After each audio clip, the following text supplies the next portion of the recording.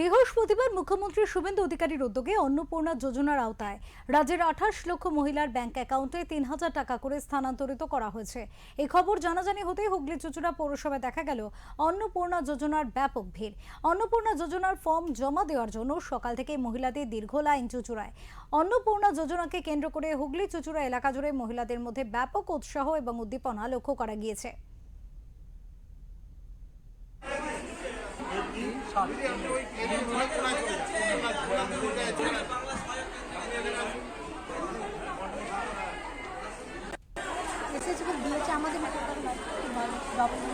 সরকার অনেক খুশি যে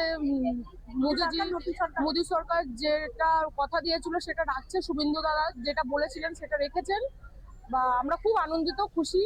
এবার আমরা এখন আজকে জমা দিলাম, জানি না কবে পাবো, পেয়ে যাবো, যতদূর মনে হয় পেয়ে যাবো। গতকাল তো 100 জনকে তুলে দিয়েছিল, তো খবর পেয়েছেন? হ্যাঁ, আমরা খবর পেয়ে আবার এখানে আসলাম।